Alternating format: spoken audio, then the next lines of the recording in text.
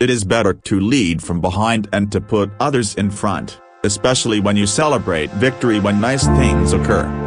You take the front line when there is danger, then people will appreciate your leadership. Never, never and never again shall it be that this beautiful land will again experience the oppression of one by another. A good leader can engage in a debate frankly and thoroughly, knowing that at the end he and the other side must be closer, and thus emerge stronger. Have a responsibility to protest in the name of universal freedom. You are arrogant, superficial, and uninformed where globalization means, as it so often does, that the rich and powerful now have new means to further enrich and empower themselves at the cost of the poorer and weaker. We are arrogant, superficial, and uninformed. Does anybody really think that they didn't get what they had because they didn't have the talent or the strength or the endurance or the commitment? I stand here before you not as a prophet, but as a humble servant of you, the people.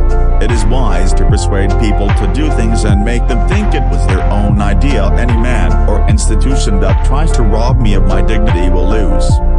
If there are dreams about a beautiful South Africa, there are also roads that lead to their goal. Two of these roads could be named goodness and forgiveness.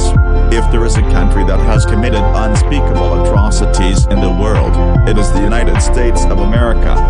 Communists have always played an active role in the fight by colonial countries for their freedom, because the short-term objects of communism would always correspond with the long-term objects of freedom movements. There are times when a leader must move out ahead of the flock, go off in a new direction, confident that he is leading his people the right way after one has been in prison. It is the small things that one appreciates, being able to take a walk whenever one wants, going into a shop and buying a newspaper, speaking or choosing to remain silent, the simple act of being able to control one's person. I should tie myself to no particular system of society other than of socialism. I was called a terrorist yesterday, but when I came out of jail, many people embraced me, including my enemies. And that is what I normally tell other people who say those who are struggling for liberation in their country are terrorists.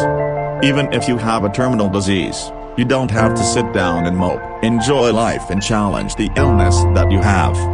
I dream of the realization of the unity of Africa, whereby its leaders combine in their efforts to solve the problems of this continent in countries where innocent people are dying.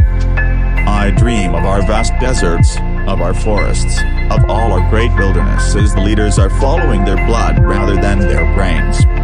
Our daily deeds as ordinary South Africans must produce an actual South African reality that will reinforce humanity's belief in justice, strengthen its confidence in the nobility of the human soul, and sustain